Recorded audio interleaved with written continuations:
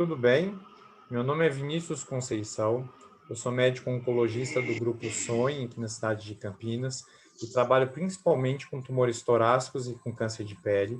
Estou aqui agora com a doutora Isabela Pinheiro, também do Grupo SOI, para a gente trazer algumas atualizações do último Congresso Americano de Oncologia, o ASCO, que aconteceu agora recentemente, esse ano mais uma vez na plataforma virtual, por conta da pandemia do coronavírus, mas nem por isso a gente deixou de ter alguns dados extremamente interessantes e importantes, alguns deles que com certeza vão mudar a nossa prática clínica, não imediatamente, mas talvez aí alguns nos próximos meses, outros com algumas drogas em desenvolvimento nos próximos anos, mas que traz algumas perspectivas muito interessantes. Então, para a gente já começar, eu já chamo a minha colega Isabela. Tudo bem, Isabela? Para Tudo poder bem. falar sobre câncer de pulmão. A Isabela vai falar um pouquinho sobre um estudo importante que foi apresentado no contexto da doença ainda localizada, um estudo com imunoterapia, o Empower 010. Tudo bem, Isabela? Fala para a gente o que você viu sobre esse estudo. Tudo bem, e você? Então, traremos algumas atualizações, dentre elas, como o Dr. Vinícius citou, o Empower 010. É um estudo que foi dedicado aos pacientes com câncer de pulmão, não pequenas células. É um estudo fase 3, que foi aberto, então todos sabiam as medicações que estavam recebendo, que investigou o benefício do uso de imunoterapia, no caso, o atezolizumab, no contexto adjuvante. Então, pensando naqueles pacientes com doença inicial que já tinham sido ressecadas. Foi considerado como doença inicial tumores acima de 4 centímetros e com linfonodo positivo. Esses pacientes receberam, no primeiro momento, quimioterapia tradicional, baseada em platina, que é o padrão ouro hoje de tratamento, e em seguida receberam 16 ciclos de atezolizumab na dose de 1.200 miligramas. Como objetivo principal, o estudo quis avaliar a sobrevida livre de doença, então o tempo até apresentar doença, em pacientes com PDL1 positivo e em pacientes que não apresentavam essa molécula expressora. O que vimos durante um acompanhamento de 32 meses foi que os pacientes PDL1 positivo e os pacientes PDL1 negativo apresentaram benefício de receber o atezolizumab como estratégia adjuvante. Os dados foram estatisticamente significativos, entretanto, os dados de sobrevida global ainda estão imaturos para análise. Analisando o estudo, o que é importante a gente concluir disso, né? De todos esses dados, de todos esses detalhes. Que são pacientes que normalmente têm uma taxa de recorrência muito alta, variando de 30% até 70% para um perfil desses pacientes. E o estudo mostrou o benefício de uma terapia no sentido de prolongar o tempo desses pacientes de ter a recorrência e, quem sabe, até mais para frente, com a atualização do estudo, em relação ao tempo de vida mesmo desses pacientes. Claro que ainda é necessário maiores detalhes, principalmente para os pacientes que têm mutações drivers específicas, então os pacientes com IGFR positivo, com ALK positivo. Entretanto, abre uma janela de oportunidade de tratamento para os pacientes, que é extremamente importante. Eu acho que provavelmente, principalmente para os pacientes com estádio 2 a estádio 3, que foi a primeira avaliação de sobrevida de progressão, é bastante provável que a gente vá usar essa imunoterapia como uma arma na adjuvância nesse contexto, pacientes PDL1 positivos, no estádios 2 e estádios 3, pacientes PDL1 negativos e pacientes estádio 1, acho que essa resposta ainda não está bem definida. Acho que outro estudo também nesse contexto ainda da doença inicial, com pacientes muito parecidos com o do Empower 010, foi o Checkmate 816, que avalia pacientes com estádio 1B a estádio 3, e esses pacientes eles eram submetidos a tratamento ou com quimioterapia neoadjuvante ou com quimioterapia mais nivolumab. E esse estudo, o primeiro desfecho inicial, que foram as taxas de resposta patológica completa, foram apresentados recentemente no ACR. E agora na ASCO eles apresentaram os desfechos cirúrgicos dos pacientes que fizeram neoadjuvância com a quimioterapia mais nivolumab. Os pacientes desse grupo, eles atingiram taxas de resposta patológica completa de 24% versus 2% com quimioterapia. E o que o estudo mostrou é que, assim, esses pacientes eles foram submetidos a cirurgias menos invasivas, geralmente com resultados melhores, não houve atraso e nem efeitos colaterais adicionais pelo fato de a gente ter feito a imunoterapia no contexto neoadjuvante, e a gente conseguiu um número maior de pacientes que se submeteram a cirurgias. Então, acho que isso traz para a gente a possibilidade real de fazer neoadjuvância com quimio e imuno, atingindo pacientes que respondem completamente a esse tratamento com desfechos cirúrgicos favoráveis, sem associar efeitos colaterais. Então, também é uma estratégia que eu acredito que em breve a gente vai começar a utilizar com mais frequência no nosso dia a dia. Falando um pouquinho do contexto da doença avançada metastática, acho que a gente teve os dados de atualização de 2 anos do CheckMate 9LA, que é um estudo também robusto, que avaliou pacientes que faziam um braço quimioterapia e outro braço quimioterapia, um contexto de combo de imunoterapia com nivo e ipi. E esse estudo ele mostra agora com 2 anos ainda um ganho de sobrevida global bastante importante, significativo, com hazard ratio de 0,72, com uma redução do risco de morte em 2 anos quase da ordem de 30%, o que é bastante interessante. Isso independe dos níveis de PDL1, e principalmente aqueles pacientes com PDL1 negativo, a gente vê que a magnitude do benefício continua sendo bastante interessante, bastante alto. Então, esses pacientes PDL1 negativos também se beneficiam dessa estratégia e talvez seja o grupo de pacientes em que a gente mais vai usar esse recurso de uma combinação de quimioterapia e mais duas imunoterapias, um anti-PDL1 e um anti-CTLA4. Foi um combo relativamente bem tolerado, os efeitos colaterais que se somaram não foram impeditivos do seu uso, então acho que são coisas que a gente em breve, especificamente esse, a gente aguarda a aprovação das fontes reguladoras no Brasil, da Anvisa, mas é provável que quando isso aconteça a gente consiga usar essa medicação como mais um arsenal terapêutico no câncer de pulmão.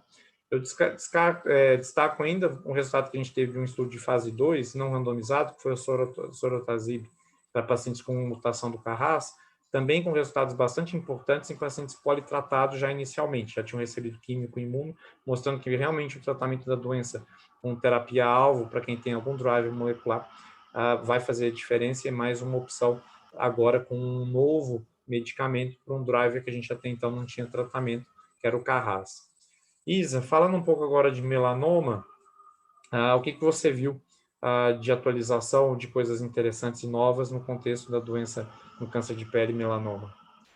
Acredito que eu posso trazer como uma atualização o CheckMate 067. O CheckMate 067 traz para a gente dados num segmento mais avançado, de 6,5 anos, do benefício da combinação de ipilimumab mais nivolumab, que é uma medicação, é um combo, né, de terapia que nós já usamos na nossa prática. Então, realmente, atualizações do que nós já fazemos. Isso realmente é bem interessante. Então, foram selecionados para o estudo os pacientes com melanoma, no caso de estadio 3, que são irressecáveis, ou então pacientes estadio 4, para a primeira linha de tratamento. Esses pacientes receberam ipi-nivo, 4 sessões seguidas de nivolumab isolado, ou então receberam nivolumab isolado, ou então ipilimumab isolados. Durante esse segmento a longo prazo, então 6 anos de acompanhamento, o que nós vimos foi realmente um ganho de sobrevida muito importante, que é até repetitivo falar, mas que com outras terapias, sem ser imunoterapia, nós não conseguíamos chegar nessa magnitude de benefício.